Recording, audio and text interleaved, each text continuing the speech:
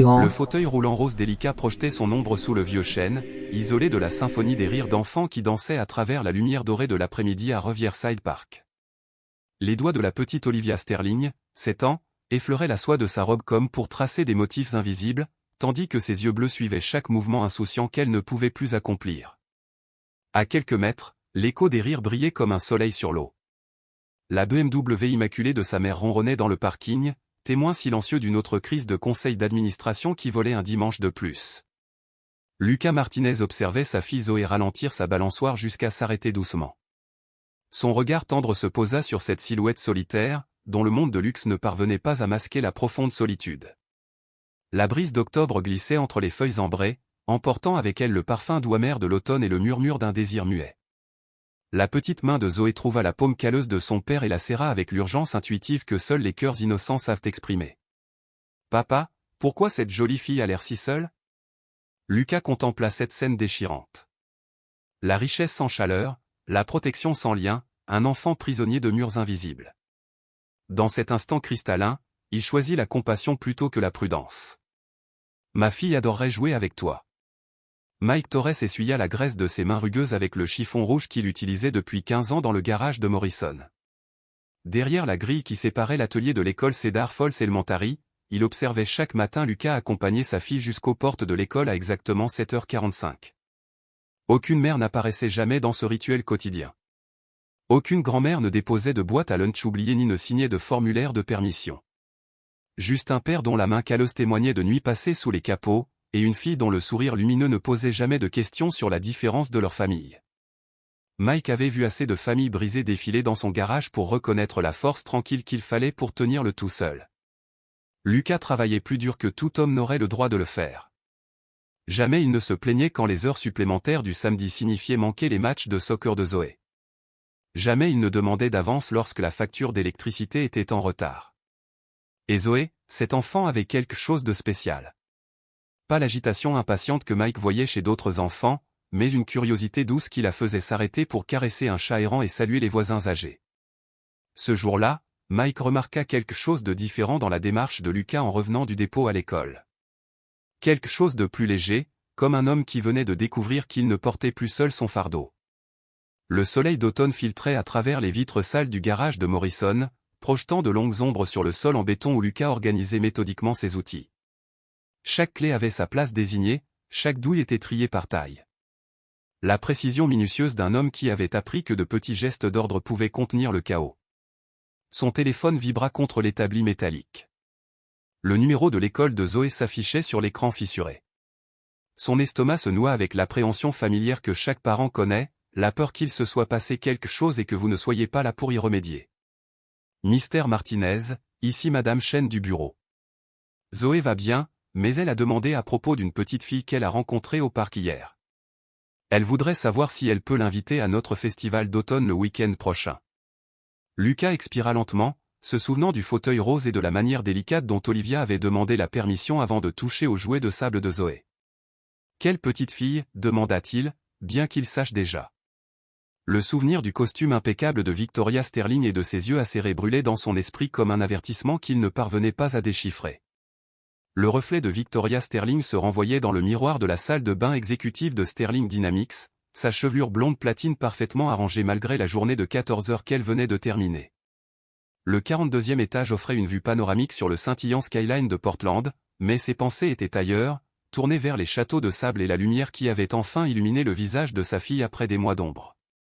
Son assistante avait reprogrammé 3 réunions de conseil, retardé 2 conférences téléphoniques et détourné une douzaine de mails urgents, tout cela parce que Victoria ne pouvait s'empêcher de repenser au rire sincère d'Olivia résonnant dans le parc. L'annuelle charité de Sterling Dynamics se déroulait dans 3 semaines, où l'élite de Portland signerait des chèques généreux et se congratulerait pour sa philanthropie. Et pourtant, voici sa propre fille, affamée de quelque chose que l'argent ne pouvait acheter, une simple connexion humaine. Le téléphone de Victoria affichait 17 appels manqués de sa belle-mère, chacun sans doute rempli d'interrogations passives-agressives sur les progrès d'Olivia et de critiques à peine voilées sur sa parentalité. Elle les supprima tous sans écouter, saisit son sac Hermès et se dirigea vers l'ascenseur. Ce soir, elle parlerait à Olivia du parc. Ce soir, elle écouterait. Le marbre du hall de la demeure Sterling résonnait sous ses talons Louis Vuitton tandis qu'elle montait l'escalier courbé vers la chambre de sa fille. Chaque marche pesait plus lourdement que la précédente, alourdie par la conscience d'avoir manqué encore une histoire du soir, une autre occasion de partager la journée d'Olivia. La nurse privée d'Olivia, Mrs. Patterson, sortit de la chambre avec un sourire à la fois compréhensif et jugeant. « Elle vous cherche depuis ce soir, Mrs. Sterling. Elle a passé une merveilleuse journée, d'après ce que je peux dire, quelque chose à propos d'une nouvelle amie. » La poitrine de Victoria se serra. Depuis la mort de Richard, Olivia avait à peine interagi avec d'autres enfants, trop timide et consciente de son fauteuil pour se lancer dans le monde complexe et désordonné des amitiés d'enfants. Les séances de physiothérapie, d'ergothérapie, les coûteux professeurs particuliers, rien n'avait ramené l'étincelle dans les yeux de sa fille. Mais un après-midi au parc, avec l'enfant d'une étrangère, avait accompli ce que des millions de dollars de soins spécialisés n'avaient pas réussi à faire. Victoria frappa doucement à la porte d'Olivia, se préparant à une nouvelle conversation sur pourquoi maman travaillait tant et quand papa rentrerait. La chambre d'Olivia ressemblait davantage à un centre médical qu'au sanctuaire d'un enfant, avec son lit hospitalier, son équipement spécialisé et ses murs blancs décorés de posters éducatifs sur les lésions de la moelle épinière. Mais ce soir, sur la table de chevet réglable, des crayons et du papier de construction attendaient depuis des mois. Olivia leva les yeux de son dessin, illuminé d'une vivacité que Victoria n'avait pas vue depuis avant leur monde brisé. « Maman, regarde ce que j'ai fait pour Zoé. » Le dessin montrait deux bonhommes tenant la main à côté d'un château de sable ambitieux, avec drapeau et douve. Un personnage était debout, l'autre dans un fauteuil rose détaillé. « Qui est Zoé, mon cœur ?» demanda Victoria, bien que son instinct sache déjà que cette réponse allait tout changer. « Ma nouvelle meilleure amie. Son papa a dit qu'elle aimerait jouer avec moi, et il avait raison. Nous avons construit le château le plus incroyable, et elle ne m'a jamais demandé pourquoi j'étais en fauteuil.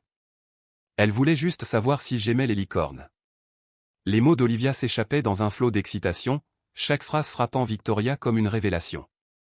C'est ainsi que les enfants devraient parler, haletant d'espoir et de possibilités, non pas prudents avec leurs mots. 6 semaines passèrent comme un accident de voiture au ralenti que Victoria ne pouvait empêcher. Chaque matin, Olivia demandait à retourner au parc. Chaque soir, Victoria inventait de nouvelles excuses sur des conflits d'emploi du temps ou le mauvais temps. La vérité était trop complexe pour une fille de 7 ans. Victoria Sterling avait construit sa vie sur le contrôle, sur la gestion minutieuse des variables, pour protéger sa fille d'un monde qui avait déjà trop pris. Les leçons des professeurs particuliers se poursuivaient dans le confort stérile de la salle de classe du manoir. Les séances de physiothérapie se déroulaient selon le planning dans le gymnase climatisé. La nutrition d'Olivia restait parfaitement équilibrée, ses soins médicaux impeccables, sa sécurité absolue, mais la lumière dans ses yeux s'éteignait peu à peu, et les dessins des bonhommes disparaissaient lentement de sa table de chevet.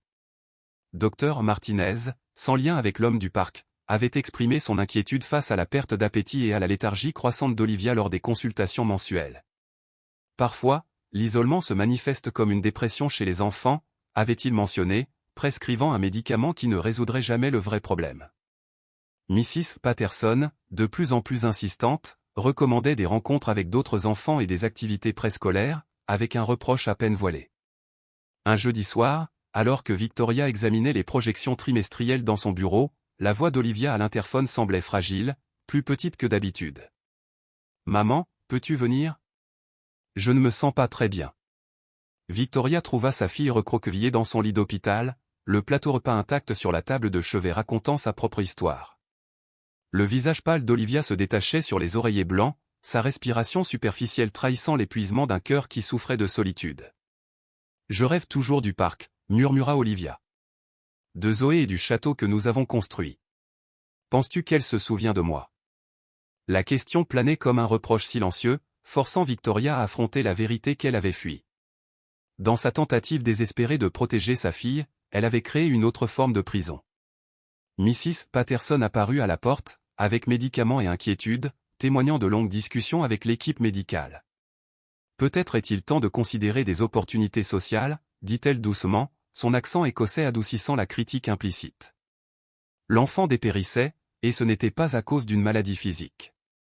Victoria regarda les fournitures de dessin de sa fille, encore inutilisées, et prit une décision qui la terrifiait plus que n'importe quelle réunion de conseil.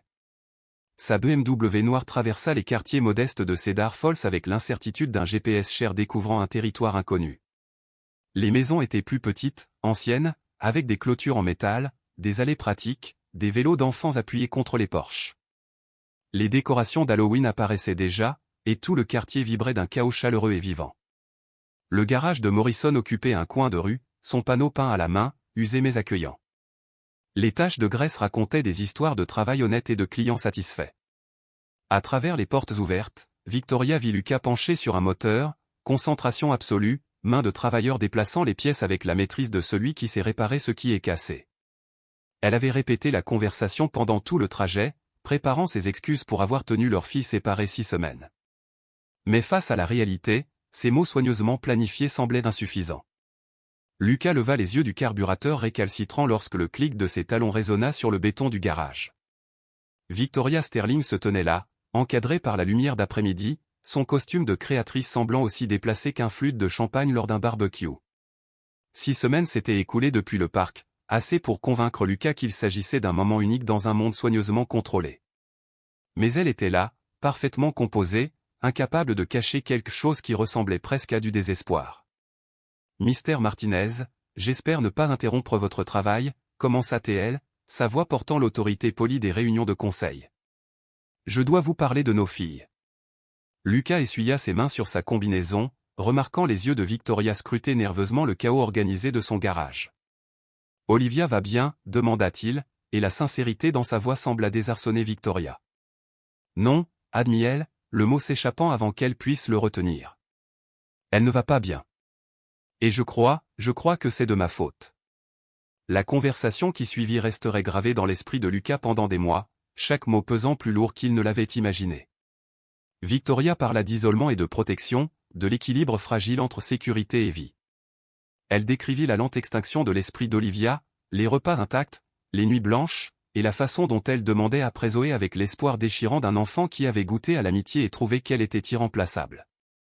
J'ai construit des murs, murmura Victoria. Je pensais qu'ils tiendraient les mauvaises choses à l'écart, mais ils empêchent tout, y compris la joie. Lucas s'appuya contre l'établi, étudiant cette femme qui commandait des empires corporatifs mais ne savait pas comment faire sourire sa fille. Les enfants sont résilients, proposa-t-il. Mais ils ont besoin d'espace pour respirer, pour échouer, pour découvrir qui ils sont quand personne ne regarde.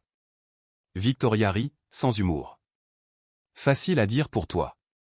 Tu n'as pas vu ton enfant presque mourir dans un lit d'hôpital. Tu n'as pas eu à expliquer pourquoi papa ne rentre pas. Tu n'as pas eu à décider si elle marcherait un jour encore. Les mots suspendus entre eux formaient un pont invisible que personne ne savait franchir. Le samedi matin arriva, promettant l'air frais d'octobre et les secondes chances. Lucas aida Zoé à remplir son petit sac à dos avec les jouets de sable et les jus spéciaux qu'elle insistait pour qu'Olivia aime. L'enthousiasme de sa fille était contagieux malgré l'inquiétude de retourner au manoir Sterling. La route vers Piny-les-Stats ressemblait à l'entrée d'un autre monde, où les pelouses étaient impeccablement entretenues et les allées pouvaient accueillir de petits avions. La maison Sterling se dressait sur ses terrains soignés comme un château sorti d'un rêve. Le manoir des Sterling ressemblait à une couverture d'architecture haut de gamme, un lieu où chaque ligne, chaque matériau, chaque objet semblait conçu pour impressionner plutôt que pour accueillir. Les murs respiraient la froideur du marbre, et les œuvres d'art semblaient vous rappeler silencieusement que vous n'étiez qu'un visiteur dans un monde où l'argent définissait la beauté. Pourtant, lorsque la porte s'ouvrit, ce fut Olivia qui apparut, rayonnante, son visage illuminé par une joie pure en voyant Zoé sur les marches de marbre. « Tu es revenu » s'exclama-t-elle, et, pour un instant, toute la grandeur glaciale de la demeure s'effaça devant la chaleur indéniable de l'amitié enfantine. Derrière elle, Victoria apparut, vêtue plus simplement que Lucas ne l'avait jamais vue, même si ses vêtements de week-end coûtaient sans doute plus que son salaire mensuel. « Merci d'être venu, dit-elle, et cette simple phrase portait tout le poids d'une confession silencieuse, elle avait besoin d'aide pour accomplir le travail le plus important du monde. L'intérieur du manoir ressemblait à une exposition de musée intitulée « Comment vivent les riches », mais Olivia s'y mouvait avec la grâce instinctive de quelqu'un qui n'avait jamais connu autre chose. Victoria les conduisit dans ce qu'elle appelait le salon familial, bien que l'espace ressemblât plus à un hall d'hôtel qu'à un endroit où une famille se réunissait réellement. Les yeux de Zoé s'écarquillèrent devant l'immensité de la pièce, les plafonds voûtés, les œuvres d'art et le mobilier luxueux qui coûtaient probablement plus que la plupart des voitures. Mais les enfants s'adaptent avec une rapidité remarquable. En quelques minutes, les deux filles étaient installées sur le tapis persan onéreux, le fauteuil roulant d'Olivia placé de manière à lui permettre d'atteindre la maison de poupée qui trônait dans un coin de la pièce. « C'est la plus grande maison que j'ai jamais vue », annonça Zoé avec l'honnêteté brutale de l'enfance. « Tu te perds ici parfois ?» demanda Olivia en riant, un son cristallin qui résonna contre les plafonds comme une musique que la pièce semblait attendre. « Parfois, je fais semblant d'explorer un château, avoua-t-elle. Mais c'est solitaire d'être la seule princesse. » Lucas surprit l'expression de Victoria du coin de l'œil, un mélange de fierté et de douleur, alors qu'elle regardait sa fille interagir avec quelqu'un qui voyait au-delà du fauteuil roulant. La transformation d'Olivia au cours des heures suivantes fut miraculeuse. L'enfant timide et prudente qui avait ouvert la porte disparut peu à peu, remplacée par une petite fille bavarde et rieuse qui montrait à Zoé ses fournitures artistiques, sa collection de livres et la piscine intérieure conçue pour sa rééducation. « Je ne peux pas nager dans les piscines normales », expliqua Olivia d'un ton factuel, alors qu'elle se tenait au bord de l'eau chauffée. « Mais celle-ci a des poignées spéciales et un lift, alors je peux y aller quand je veux. » Zoé observa l'équipement mécanique avec la concentration sérieuse qu'elle réservait habituellement aux problèmes de mathématiques compliqués. « C'est vraiment génial, » conclut-elle. « C'est comme avoir son propre parc aquatique privé. » Victoria, depuis la fenêtre d'observation, regardait les filles s'ébattre dans la piscine thérapeutique, leurs éclats de rire créant des ondulations qui s'étendaient bien au-delà de la surface de l'eau. Pour la première fois depuis 2 ans, la piscine était utilisée pour la joie et non pour la nécessité médicale. Madame Patterson apparut à côté de Victoria avec des serviettes et quelque chose qui ressemblait à de l'approbation. Les enfants ont une capacité remarquable à trouver le bonheur dans n'importe quelle circonstance, observa la nurse doucement. Mais ils ne peuvent pas le faire seuls. Lucas se retrouva étonnamment à l'aise dans la cuisine impeccable de Victoria, acceptant un café préparé par une machine probablement plus chère que sa voiture, tandis que 2 petites filles transformaient un simple goûter en un somptueux goûter de princesse. La cuisine Sterling était un monument à la possibilité culinaire, appareil professionnel, plan de travail en marbre, espace suffisant pour servir un petit mariage. Et pourtant, elle semblait stérile, comme un showroom plutôt que le cœur vivant d'un foyer. « Je ne cuisine pas beaucoup », admit Victoria en suivant son regard autour de la pièce immaculée. Madame Patterson prépare la plupart des repas d'Olivia, et moi, je déjeune habituellement au bureau. La confession portait plus que la simple mention de repas, c'était l'aveu d'un éloignement profond des rythmes simples de la vie familiale. Zoé et moi, on cuisine ensemble chaque dimanche, proposa Lucas. Rien de sophistiqué, mais elle aime aider avec les pancakes et les œufs brouillés. Elle dit que ça rend la nourriture meilleure quand on la prépare soi-même. L'expression de Victoria laissait deviner qu'elle percevait là un concept révolutionnaire. Dans sa tentative de donner à Olivia tout ce que l'argent pouvait acheter, elle avait oublié les plaisirs simples qui ne nécessitaient pas de carte de crédit. L'après-midi avançait et les ombres s'allongeaient lorsque Victoria prit sa décision. En regardant Olivia et Zoé collaborer sur un projet artistique élaboré, tête penchée sur le papier et le glitter, elle sentit quelque chose se détendre dans sa poitrine, un relâchement du contrôle strict qu'elle exerçait depuis 2 ans. « Et si » murmura-t-elle à Lucas, d'un ton soigneusement détaché, « Olivia venait chez toi la prochaine fois, juste pour quelques heures ?» Les mots semblaient dangereux, comme sauter d'une falaise sans savoir si l'eau en bas serait là pour l'accueillir. Lucas leva les yeux de son magazine, reconnaissant le courage qu'il fallait pour prononcer une telle offre. « Notre maison n'est rien de comparable à ça, » prévint-il doucement. « Elle est petite, rien de sophistiqué. Zoé doit partager la salle de bain avec moi, et parfois la musique des voisins est forte. » Victoria jeta un regard autour de sa maison parfaite, belle, sûre, mais dépourvue de la chaleur spontanée qu'elle avait vue dans les interactions de Lucas avec ses filles. « Peut-être que c'est exactement ce dont elle a besoin, » dit-elle. Et pour la première fois depuis l'accident, Victoria Sterling choisit la confiance plutôt que le contrôle. Le samedi suivant apporta un temps inhabituellement chaud, et ce fut la première visite d'Olivia dans un monde où le luxe signifiait de parfums de glace dans le congélateur et des meubles récupérés dans des ventes de garage. La maison de Lucas, sur Maple Street, était tout ce que le manoir Sterling n'était pas, compacte, vivante, emplie du désordre confortable de la vraie vie. Zoé avait passé la semaine à préparer la visite d'Olivia, nettoyant sa chambre et planifiant des activités compatibles avec un fauteuil roulant. Les marches d'entrée furent leur premier défi, mais Lucas avait installé une rampe temporaire avec du contreplaqué et de la détermination, tandis que les voisins, M et Madame Chen, saluaient avec enthousiasme depuis leur porche. « C'est tellement cosy », souffla Olivia en entrant, absorbant le mélange de meubles dépareillés et de photographies familiales couvrant chaque surface disponible. La maison sentait la cannelle et le café, comme si le petit déjeuner flottait encore dans l'air après que la vaisselle avait été rangée.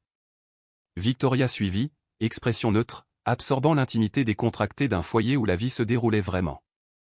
Des jouets occupaient des coins qui devraient être impeccables, la vaisselle attendait dans l'évier, et l'ensemble de l'espace vibrait de cette authenticité chaotique qu'elle avait oubliée. La chambre de Zoé était un paradis pour une 7e année, lit superposé qu'elle avait exigé malgré son sommeil solitaire, étoiles phosphorescentes au plafond et une collection d'animaux en peluche témoins de chaque moment important de sa courte vie. Je leur ai donné des noms et des personnalités, expliqua Zoé en présentant son petit monde à Olivia. Monsieur Bouton est sérieux, et Peluche se met toujours dans des ennuis. Olivia tendit la main pour caresser un lapin usé, l'une de ses oreilles à moitié détachée. On dirait qu'ils ont été beaucoup câlinés, observa-t-elle avec nostalgie. Dans sa chambre stérile, les quelques peluches d'Olivia restaient intactes et immaculées, plus décor qu'amies. Victoria resta dans l'encadrement de la porte, observant sa fille goûter à l'enfance telle qu'elle devait être, désordonnée, chaleureuse et pleine de possibilités qui ne nécessitaient ni pile ni notice. Le reste de l'après-midi se déroula dans la cuisine, où Lucas initia les filles à l'art ancien de fabriquer des cookies aux pépites de chocolat. Olivia s'approcha de la tâche avec une précision scientifique, mesurant la farine et le sucre avec le sérieux qu'elle réservait d'habitude aux exercices de rééducation. Zoé, elle, traitait la pâtisserie comme un art de la performance, la farine couvrant ses joues et les pépites disparaissant à un rythme alarmant avant même de toucher le bol. Le secret, c'est de ne pas suivre la recette à la lettre, confia Lucas en ajoutant une poignée supplémentaire de pépites. La pâtisserie, c'est le cœur, pas les mathématiques. Victoria observait depuis le coin petit déjeuner, émerveillée de voir combien Lucas incluait Olivia naturellement, ajustant la hauteur des comptoirs et trouvant des solutions créatives pour les tâches nécessitant de se lever. Il n'y avait ni aménagements spéciaux ni modifications complexes, juste une résolution pratique qui considérait le fauteuil roulant comme un facteur de plus, comme des ciseaux pour gaucher ou un escabeau. Quand le premier lot sortit du four, doré et parfumé, le visage d'Olivia s'illumina d'une fierté que l'argent ne pourrait jamais acheter. « C'est moi qui les ai faits », annonça-t-elle à sa mère, tenant un cookie légèrement de travers comme s'il s'agissait du diamant Hope. La transformation de Victoria au fil des semaines fut subtile mais indéniable. Elle commença à venir chercher Olivia 15 minutes plus tôt, restant dans la cuisine pendant que les filles terminaient leurs activités, posant des questions sur les courses, les routines de sommeil et la nécessité pour une enfant de 7 ans de manger des légumes à chaque repas. Ses costumes impeccables cédèrent la place à des tenues décontractées le week-end, même si ses vêtements relaxés coûtaient encore plus que le budget alimentaire mensuel de Lucas. « Comment faites-vous » demanda-t-elle un après-midi, observant Lucas guider les filles dans la construction complexe d'une cabane en couverture. « Vous rendez tout si facile. » Lucas fit une pause dans son rôle de consultant en architecture. Apparemment, la cabane nécessitait un meilleur support structurel, selon l'ingénieur en chef Zoé. « Je n'y pense pas trop. » Zoé avait besoin de normalité après la mort de sa mère, alors on a inventé la normalité ensemble. Certains jours, on échoue spectaculairement, mais on continue d'essayer.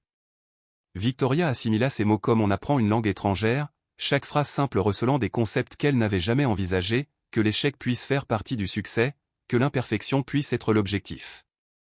Ces idées remettaient en question tout ce sur quoi elle avait construit sa vie. Le festival d'automne de l'école primaire Cedar Falls arriva avec un temps parfait. Victoria Sterling assista pour la première fois à un événement scolaire public. Le gymnase avait été transformé en un monde de récoltes, bottes de foin, citrouilles décoratives et des montagnes de papier orange. Les parents se déplaçaient en groupes familiers, leur aisance contrastant avec les événements de réseautage formels auxquels Victoria avait l'habitude d'assister, où chaque conversation suivait un script prévisible sur les tendances du marché et les portefeuilles boursiers. Olivia, vêtue de sa robe violette préférée, souriait sincèrement en explorant la foule, Zoé à ses côtés servant à la fois de guide et de coordinatrice sociale. Les parents discutaient de l'organisation du covoiturage et des devoirs avec une affection fatiguée, luttant pour les mêmes petites batailles quotidiennes. Ils portaient des jeans et des baskets, et leurs discussions étaient ponctuées des noms des enfants et des projets du week-end, sans nécessité d'assistance extérieure. L'après-midi comprenait une marche autour du gâteau, un lancer d'anneaux et un stand d'amitié où les enfants pouvaient fabriquer des bracelets pour leurs camarades. Olivia se précipita vers la table avec détermination, ses doigts travaillant habilement pour enfiler les perles sur un fil élastique. « Celui-ci est pour Zoé », annonça-t-elle, tenant fièrement une création violette et bleue. « Et celui-ci pour Kevin. » Il est assis à côté de moi en cours d'art.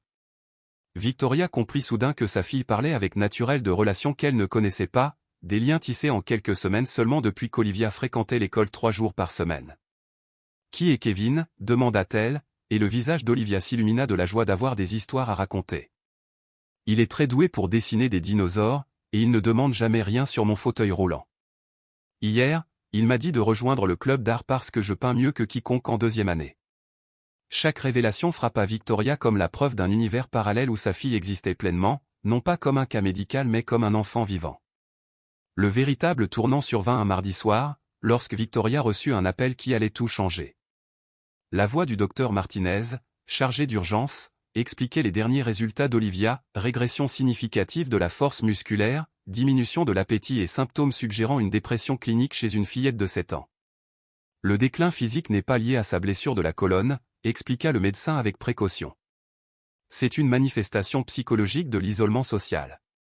Les enfants ont besoin d'interaction avec leur père pour se développer sainement. Olivia est littéralement seule au point de tomber malade. Victoria, assise dans son bureau surplombant le ciel scintillant de Portland, contemplait les milliers de lumières qui symbolisaient autant de familles, probablement réunies autour du dîner. Elle avait construit Sterling Dynamics en un empire technologique valant des centaines de millions, et pourtant, elle ne savait pas comment donner envie à sa fille de manger. « Que recommandez-vous » demanda-t-elle, bien qu'une partie d'elle savait déjà que la réponse nécessiterait d'abandonner le contrôle qu'elle avait fait de sa religion. « Une scolarisation à temps plein » dit le docteur Martinez sans hésiter. « Des rendez-vous réguliers, des activités extrascolaires et autant d'interactions normales que possible. Olivia a besoin d'être une enfant, pas une patiente. » La prescription était simple, terrifiante et radicale à la fois. Victoria Sterling se trouvait face à une vérité qu'aucun tableau de marbre, aucun mobilier de designer, aucun empire technologique ne pouvait remplacer. Sa fille avait besoin de liberté, de communauté, d'une vie d'enfant tout simplement. Et tout ce que Victoria avait passé 2 années à tenter d'éviter se dressait maintenant devant elle. Ce soir-là, elle retrouva Lucas dans le garage de Morrison, absorbé dans la reconstruction d'un moteur avec une précision presque méditative. L'odeur familière de l'huile et le son régulier du travail manuel semblaient apaiser quelque chose en elle que les réunions de conseil et les rapports financiers n'avaient jamais réussi à toucher. « Nous devons parler » dit-elle, sa voix dépourvue de l'autorité exécutive dont elle se drapait habituellement. Lucas leva les yeux de son carburateur démonté et observa Victoria. Elle se tenait droite, mesurée, comme si elle craignait de se briser en morceaux. Le médecin d'Olivia dit qu'elle a besoin d'une école à temps plein et d'interactions sociales régulières, poursuivit Victoria, les mots s'échappant plus vite qu'elle ne l'avait prévu. Il dit que l'isolement la rend malade, vraiment malade, physiquement. Et je ne sais pas comment y remédier. Ses aveux la dépouillaient de tout ce sur quoi elle avait construit son identité, le contrôle, la compétence, la capacité à résoudre n'importe quel problème grâce à la planification et aux ressources illimitées. « Je l'ai protégée du monde » murmura-t-elle. « Mais je crois que je l'ai protégée de la vie. » Lucas posa sa clé à molette, ses mains tachées de graisse émettant plus de réconfort que toutes les séances de thérapie les plus sophistiquées que Victoria avait pu s'offrir. « Alors laisse-la vivre » dit-il simplement. « Laisse-la échouer et réussir, se faire mal au cœur, faire des erreurs et découvrir qui elle est quand personne ne la regarde. C'est ce que font les enfants. » Victoria contempla le garage, ce chaos organisé du vrai travail, le calendrier annoté de rendez-vous au dîner local, la radio diffusant du rock classique à volume parfait. Elle enviait la capacité de Lucas à trouver le contentement dans la simplicité. Décider d'inscrire Olivia à temps plein à l'école primaire de Cedar Falls ressemblait à sauter d'une falaise les yeux bandés. Pendant 3 nuits blanches, Victoria passa en revue tous les scénarios possibles, des accidents de terrain aux rejets sociaux, avant d'admettre enfin que le bonheur de sa fille comptait davantage que sa propre tranquillité d'esprit. Le matin du premier jour complet d'Olivia, Victoria la conduisit à l'école elle-même, refusant de déléguer ce moment à Madame Patterson. « Tu es nerveuse, ma chérie » demanda-t-elle, alors qu'elles approchaient du bâtiment de briques familier qui allait devenir le monde principal d'Olivia. « Un peu » admit Olivia, ajustant avec soin les bretelles de son sac à dos. « Mais Zoé m'a promis de me montrer où sont les meilleures balançoires, et Kevin m'a gardé une place à la table d'art. » Victoria resta bouche bée devant la simplicité avec laquelle sa fille évoquait ses relations, ces liens qui s'étaient formés naturellement, sans planification corporative ni évaluation des risques. « Et si quelque chose tourne mal » demanda Victoria, exprimant la peur qui l'avait tenue éveillée pendant des semaines. Olivia réfléchit, avec la sagesse de ses 7 ans, puis posa sa petite main sur celle de sa mère avec une douceur surprenante.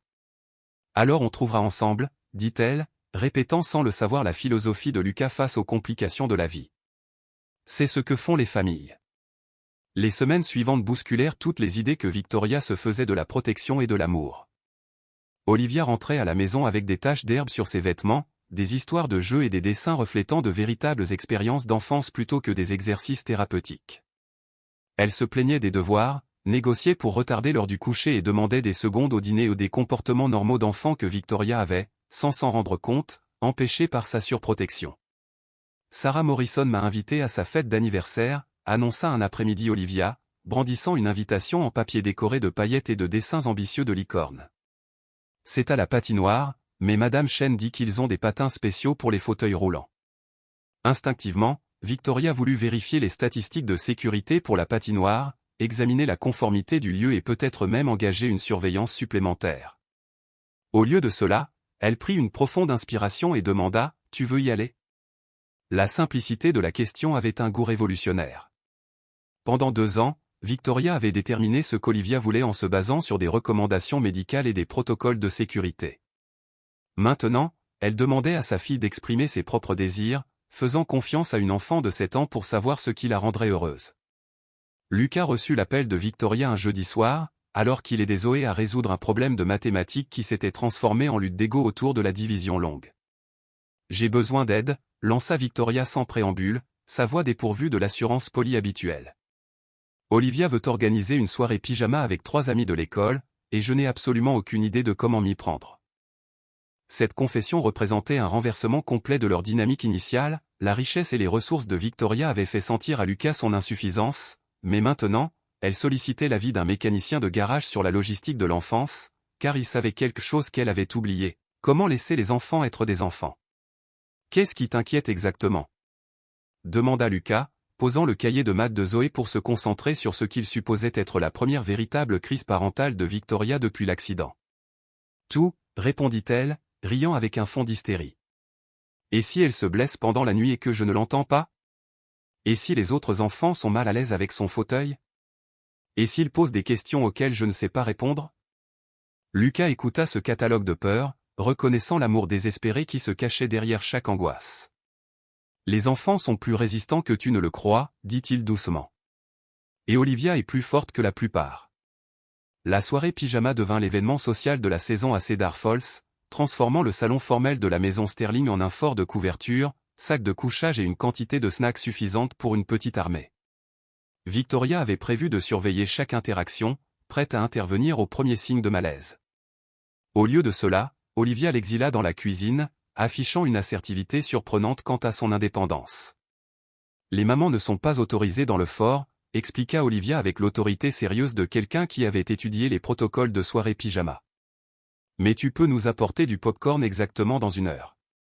Victoria retourna à son bureau, tentant de se concentrer sur les rapports trimestriels, tandis que les sons authentiques de l'enfance filtraient à travers le silence habituellement impeccable de la maison, rires, chuchotements, cris de joie occasionnels, tous ces bruits qu'elle avait tenté de contrôler pendant 2 ans et qui étaient désormais la plus douce des mélodies.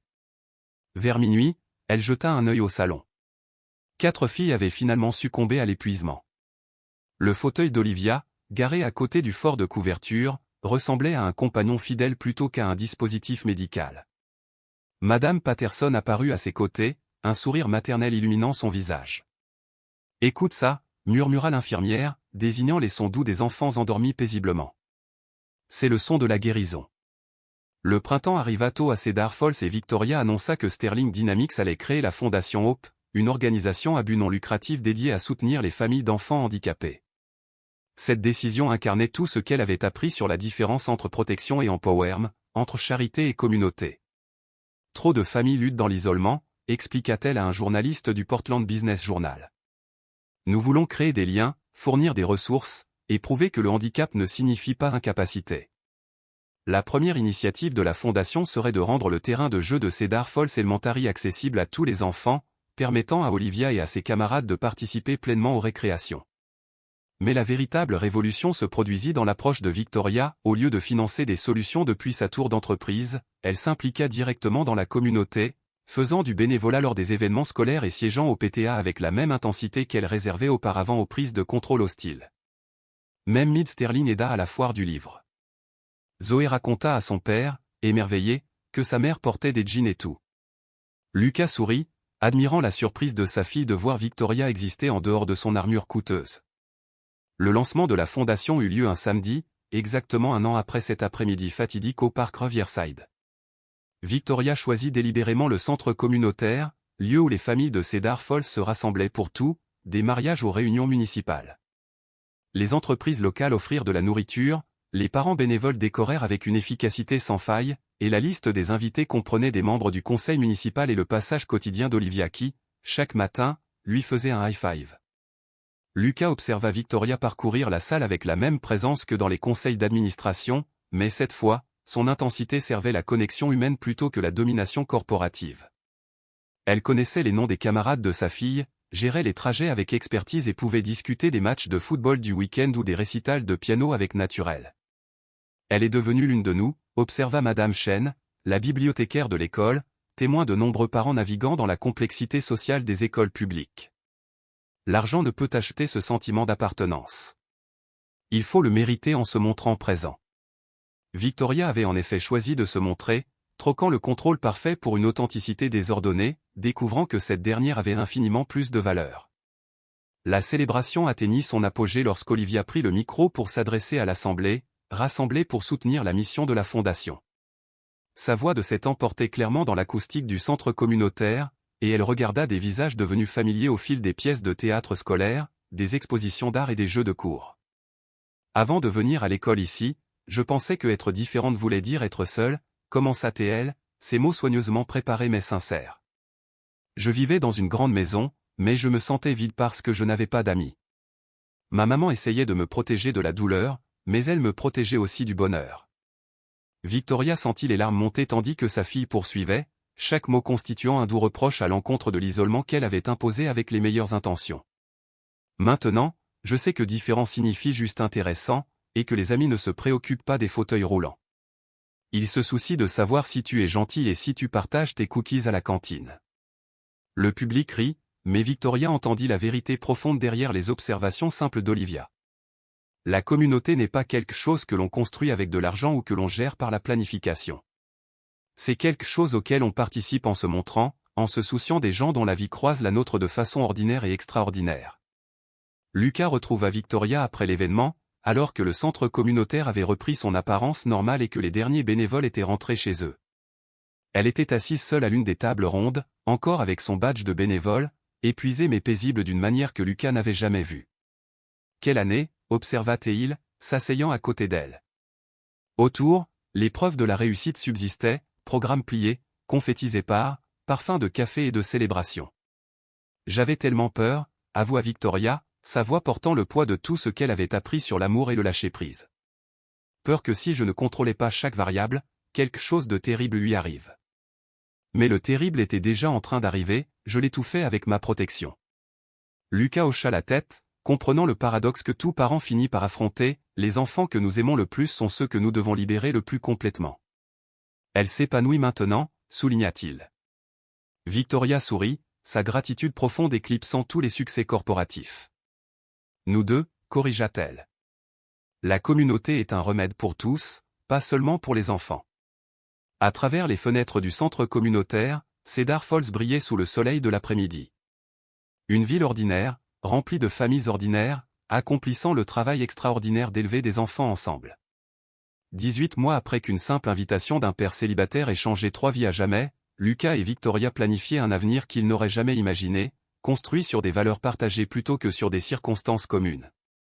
Leur relation avait évolué avec l'inévitabilité graduelle des saisons, enracinée dans le respect et nourrie par l'intimité quotidienne de la parentalité coordonnée.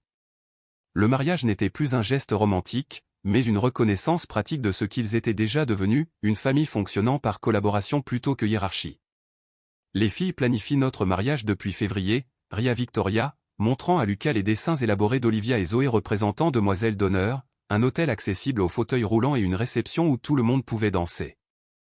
Apparemment, elle trouve que nous prenons trop de temps pour officialiser. Lucas étudia attentivement ses œuvres, notant les détails méticuleux traduisant la compréhension de l'amour par deux enfants de 7 et 8 ans, tout le monde souriant, tout le monde inclus, tout le monde célébrant ensemble. Des enfants intelligents, observa Théil. Ils avaient compris ce que les adultes avaient mis 18 mois à réaliser. Victoria se pencha contre son épaule, admirant la simplicité naturelle de partager les décisions avec quelqu'un qui valorisait autant le bonheur de sa fille qu'elle-même. Le mariage eut lieu à Riverside Park un parfait après-midi d'octobre, exactement 2 ans après leur première rencontre sous le vieux chêne. Cedar Falls s'était mobilisé pour célébrer cette union devenue, d'une manière inattendue, l'histoire de réussite de toute la communauté. Une preuve que les familles pouvaient se créer par choix plutôt que par biologie, et que l'amour pouvait éclore dans les circonstances les plus improbables lorsque l'on choisissait le courage plutôt que le confort. Olivia servit de co-démarrante pour Zoé. Les 2 filles portaient des robes violettes assorties et des fleurs dans les cheveux. Leur lien était désormais indéfectible après des mois de fraternité transcendant les liens du sang. Madame Patterson avait fait le voyage depuis Portland pour assister à la cérémonie, son pragmatisme écossais incapable de masquer la fierté maternelle en voyant Olivia participer pleinement à cette célébration de la joie.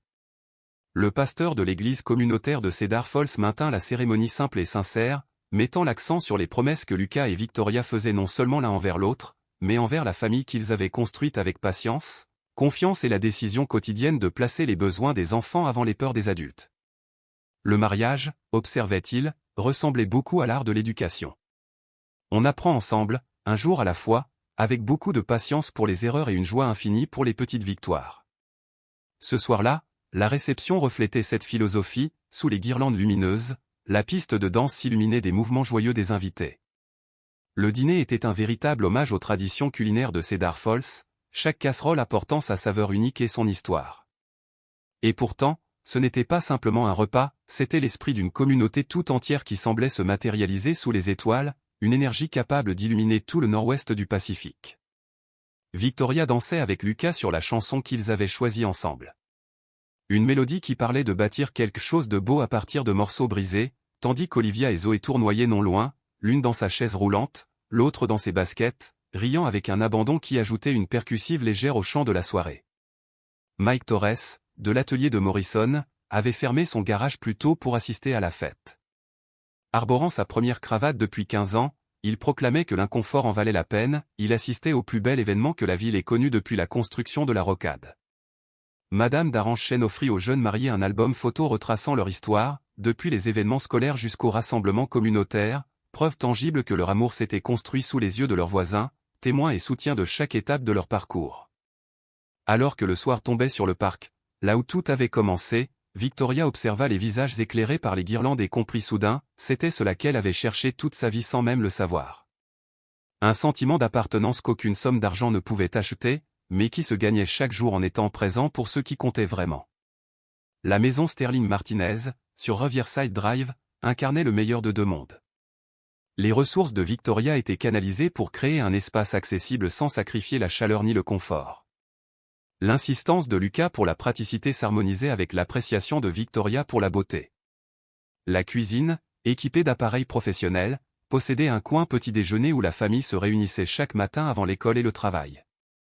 Les filles comparaient leurs devoirs tandis que leurs parents organisaient les emplois du temps autour d'un café, un café qui n'était pas seulement une simple dose de caféine, mais un moment de communion, de complicité. La chambre d'Olivia exposait fièrement ses œuvres d'art, intégrant des technologies adaptatives, tandis que celle de Zoé reflétait ses centres d'intérêt grandissants pour les sciences et la littérature. La maison vibrait du chaos confortable d'une famille ayant appris à fusionner des horizons différents pour créer un objectif commun, là où les réunions du conseil de Sterling Dynamics coexistaient avec les heures supplémentaires dans le garage de Morrison et les engagements bénévoles à l'école primaire. Ici, c'est vraiment chez nous, déclara Olivia un soir, lors du dîner familial hebdomadaire. Et Victoria sut que sa fille avait raison. Pas à cause de la maison elle-même, mais à cause des personnes qui l'habitaient, la remplissant de rires, de débats, de coopération et d'amour inconditionnel. 2 ans plus tard, la Hope Foundation s'était étendue à 3 États, offrant ressources et liens communautaires à des milliers de familles affrontant le handicap avec grâce et détermination plutôt qu'isolement et peur. Victoria avait choisi de s'éloigner de la gestion quotidienne de Sterling Dynamics pour se consacrer à un travail qui nourrissait son âme et non seulement son compte en banque. Lucas était devenu directeur des services familiaux de la fondation. Sa sagesse pratique et son empathie authentique faisaient de lui le lien parfait entre les ressources corporatives et les besoins réels de la communauté. Nous n'essayons de réparer quoi que ce soit, expliquait-il aux journalistes curieux de connaître la mission de la Fondation. Nous cherchons simplement à connecter des personnes qui comprennent les défis des autres et à célébrer le fait que différent ne veut pas dire inférieur. Le succès de la Fondation ne se mesurait pas en dollars récoltés ou en programmes lancés, mais dans les familles ayant trouvé leur tribu.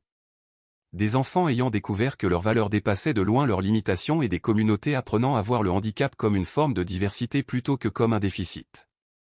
Olivia était devenue une figure emblématique de cette approche, mais elle portait ce rôle avec légèreté, plus intéressée par ses projets scientifiques de 4e année que par le statut d'inspiration pour des adultes qui auraient dû savoir mieux. L'histoire aurait pu s'arrêter là, avec une famille heureuse et bien installée dans sa vie choisie. Mais la vie, rarement, offre des conclusions aussi parfaites. Elle continuait, avec ses rythmes quotidiens d'extraordinaire ordinaire, conférences parents-enseignants, négociations sur les aires de jeu, chamailleries entre sœurs et victoires partagées, la logistique sans fin de l'éducation d'enfants devenant des êtres complexes et merveilleux. Olivia avait rejoint le club de robotique de son école, découvrant une passion pour l'ingénierie qui ne surprenait personne ayant observé sa créativité face aux défis d'accessibilité. Zoé, quant à elle, s'intéressait à la science environnementale et à la justice sociale, inspirée par le travail familial au sein de la Fondation et par ses propres observations sur l'équité et la responsabilité collective. Elles vont changer le monde, observa Victoria un soir, regardant ses filles collaborer à un projet visant à rendre les aires de jeu plus inclusives pour tous les enfants, quel que soit leur handicap. Elles l'ont déjà fait, répondit Lucas, pensant à toutes les familles dont la vie avait été transformée par une simple invitation à jouer dans un bac à sable 2 ans plus tôt. Les effets d'entraînement de ce choix de connexion plutôt que d'isolement continuaient de s'étendre, créant des vagues de changements qu'aucun d'eux n'aurait pu anticiper lorsqu'ils avaient décidé de se faire confiance avec le cœur de leurs enfants. Les dimanches matins, lorsque les filles dormaient tard et que la maison baignait dans un silence apaisant, Victoria et Lucas retournaient souvent au Riverside Park pour prendre un café et réfléchir. Ils s'installaient sur le banc près du chêne ancien, là où tout avait commencé, observant de nouvelles familles naviguer dans la danse complexe de l'amitié enfantine et de la protection parentale. Parfois, ils apercevaient un enfant solitaire, à l'écart des autres, et l'un d'eux suggérait invariablement d'aller se présenter, offrant le cadeau de l'inclusion qui avait transformé leur propre vie. Tu te demandes parfois ce qu'il serait arrivé si nous ne nous étions pas rencontrés ce jour-là, demanda Victoria lors d'une de ces matinées contemplatives. Lucas réfléchit, observant les premières lumières du printemps filtrées à travers les jeunes feuilles du vieux chêne. Je crois que nous nous serions trouvés de toute façon, répondit-il enfin. Les personnes qui ont besoin de ce que nous avions trouvé finissent généralement par se rencontrer, si elles sont attentives. Victoria sourit, repensant à la mère effrayée et contrôlante qu'elle avait été 2 ans plus tôt, protégeant sa fille de tout, sauf du bonheur lui-même. Je suis reconnaissante que nous n'ayons pas attendu, admit-elle. Je suis reconnaissante pour tout, même pour les moments effrayants. Ils restèrent dans un silence confortable, 2 parents ayant appris que l'amour signifie parfois savoir reculer, que la protection implique parfois la vulnérabilité, et que les conversations les plus importantes commencent souvent par les mots les plus simples. Le monde continuait, avec son mélange de défis et de triomphes quotidiens, mais dans cette maison, sur ce banc, dans ses regards complices, Victoria et Lucas savaient qu'ils avaient créé quelque chose d'indestructible, une vie où l'amour, la communauté et la résilience se mêlaient à chaque sourire, à chaque rire, à chaque victoire, grande ou petite. Et ainsi, dans le parfum du café et l'éclat des feuilles printanières, ils contemplaient leur fille, leur famille, et le chemin parcouru. Tout ce qu'ils avaient bâti, toutes les épreuves traversées, tout converguait vers ce moment de paix, de satisfaction profonde et de certitude. Le véritable bonheur ne réside pas dans la perfection, mais dans la présence, dans la persévérance et dans l'amour partagé sans condition.